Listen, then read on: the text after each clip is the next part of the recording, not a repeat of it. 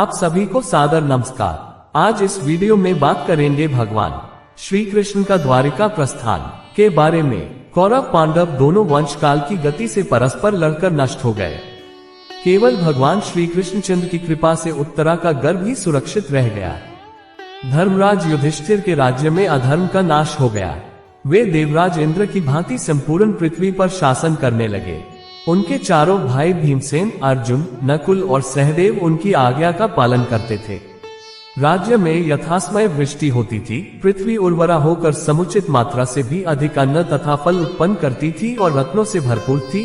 गौएं पर्याप्त से भी अधिक मात्रा में दूध देती थी। अकाल का कहीं नामो निशान तक न था। प्रजा सुखी थी। ब्रह्मवेता ब्राह्मण तथा स्नातक यज्ञ योग आदि कर्मों को नित्य नियम पूर्वक करते थे। प्रजा वर्ण आश्रमों के अनुकूल धर्म का आचरण करती थी। संपूर्ण प्राणी दैविक, भौतिक और आत्मिक तापों से मुक्त थे। वीडियो पसंद आए तो चैनल को सब्सक्राइब जरूर करना। अपनी बहन सुभद्रा तथा पांडवों की प्रसन्नता के लिए अनेक मासों तक हस्तिनापुर में रहने के पश्चात भगवान श्री कृष्णचंद्र राजा युधिष्ठिर से आज्ञा लेकर द्वारिका के लिए विदा हुए। कृपाचार्य, धृतराष्ट्र, गांधारी, कुंती, द्रौपदी, धर्मराज युधिष्ठिर, भीमसेन, अर्जुन, नकुल, सहदेव, उत्तरा, युयुत्स, गुरु धौम्य तथा वेदव्यास जी ने उन्हें प्रेम पूर्वक विदा किया। विदाई के समय मृदंग, ढोल, नगाड़े, घंट, शंख, झालर आदि बजने लगे। नगर की नारियां अपनी अपनी अट्टालिकाओं से झांक कर भगवान श्री कृष्णचंद्र का दर्शन करने लगी। आकाश से पुष्पों की वर्षा होने लगी।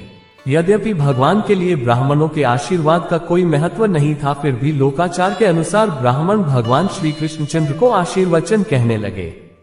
उन्हें को किसी प्रकार की सुरक्षा की भी आवश्यकता नहीं थी, फिर भी धर्मराज युधिष्ठिर ने एक विशाल सेना उनके साथ भेज दिया। सभी पांडव दूर तक भगवान श्री कृष्णचंद्र को छोड़ने के लिए गए। सभी लोगों को वापस जाने के लिए कहकर भगवान श्री कृष्णचंद्र ने केवल उद्धव और सात्यकी को अपने साथ रखा। वे विशाल सेना के साथ कुरुजांगल, पांचाल, शूरसेन, यमुना के निकटवर्ती अनेक प्रदेश, ब्रह्मावर्त, कुरुक्षेत्र, मत्स्य, सारस्वत, मरु प्रदेश आदि को लांघते हुए सौवीर और आभीर देशों के पश्चिमी भाग आनरित देश में पहुंचे। थके हुए घोड़ों को रथ से खोलकर विश्राम दिया गया। जिस प्रांत से भी भगवान श्री कृष्णचंद्र गुजरते थे, वहां के राजा बड़े आदर के साथ अनेक प्रकार के उपहार देकर उनका सत्कार करते थे। मगन भये नर नारी सब सुनी आगम यदुराय, ले लेकर उपहार बहु धाय जन हर्षाय।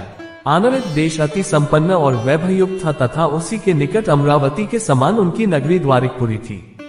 अपनी सीमा में पहुंचते ही भगवान श्री कृष्णचंद्र ने अपना पांचजन्य शंख बजाया, जिसकी ध्वनि से संपूर्ण प्रजा की विरह वेदना नष्ट हो गई। श्वेत शंख उनके ओष्ठों तथा करों पर ऐसा शोभायमान था जैसे लाल कमल पर राजहंस शोभा पाता है। उनके शंख की ध्वनि को सुनकर संपूर्ण प्रजा उनके दर्शनों के लिए गृहों से निकल पड़ी। जो जिस भी हालत में था उसी हालत में ऐसे दौड़कर आया जैसे गाय के रम्भाने की ध्वनि सुनकर बछड़ा दौड़कर आता है। भगवान श्री कृष्णचंद्र के दर्शन करके सबके मुखों पर प्रसन्नता छा गई और वे इस प्रकार उनकी स्तुति करने लगे। हे भगवान, आपके चरणों की स्तुति ब्रह्मा, शंकर तथा इंद्रादि सभी देवता करते हैं। आप ही विश्व का कल्याण करते हैं। ये चरण कमल हमारा आश्रय है। इन चरणों की कृपा से कराल काल भी हमारी ओर दृष्टि नहीं कर सकता। आप ही हमारे गुरु, माता पिता और मित्र हैं। आपके दर्शन बड़े बड़े योगी जन, तपस्वी तथा देवताओं को भी प्राप्त नहीं होते, किंतु हम अति भाग्यशाली हैं जो निरंतर आपके मुखचंद्र का दर्शन करते रहते हैं। द्वारिका छोड़कर आपके मथुरा चले जाने पर हम निष्प्राण हो जाते हैं और आपके पुनः दर्शन से ही सप्राण हो पाते हैं। हम आपको प्रणाम करते हैं। उनके इन वचनों को सुनकर भगवान श्री कृष्णचंद्र ने उन पर अपनी कृपा दृष्टि डाली और द्वारिकापुर में प्रवेश किया। भगवान श्री कृष्णचंद्र की द्वारिकापुरी अमरावती के समान मधु, भोज, दाशार, अर्हकुकुर, अंधक तथा वृष्णि वंशी यादवों से उसी प्रकार सुरक्षित रहती थी जिस प्रकार नागू से पातालपुरी सुरक्षित रहती है। भगवान श्री कृष्णचंद्र के स्वागतार्थ नगर वासियों ने नगर के फाटकों, गृहद्वारों तथा सड़कों पर बंधनवार, चित्र विचित्र ध्वजाएं, कदली खंभ और स्वर्ण कलश सजाए। सुगंधित जल से छिड़काव किया गया। उनके उपहार के लिए दधी, अक्षत, फल, धूप, दीप आदि सामग्री लेकर नगरवासी अपने द्वारों पर खड़े थे। भगवान श्री कृष्णचंद्र के शुभागमन का समाचार पाकर वसुदेव, अक्रूर, उग्रसेन, महाबली, बलराम, प्रद्युम्न, सांब आदि परिजन मांगलिक सामग्रियों के साथ ब्राह्मणों को लेकर शंख, तुरही, मृदंग आदि बजाते हुए उनकी अगवानी के लिए आ गए। भगवान श्री कृष्णचंद्र ने भी अपने बंधु बांधवों तथा नगर वासियों का यथोचित सम्मान किया। सर्वप्रथम उन्होंने माताओं के महल में जाकर देव की आदि माता के चरणों में साष्टांग प्रणाम किया। फिर अपनी 16 सहस्त्र 108 रानियों हृदय से लगाकर सांत्वना दी। भगवान श्री कृष्णचंद्र ने संपूर्ण राजाओं को परस्पर भिड़ाकर पृथ्वी के भार को बिना शस्त्रास्त्र ग्रहण किए ही हल्का कर दिया।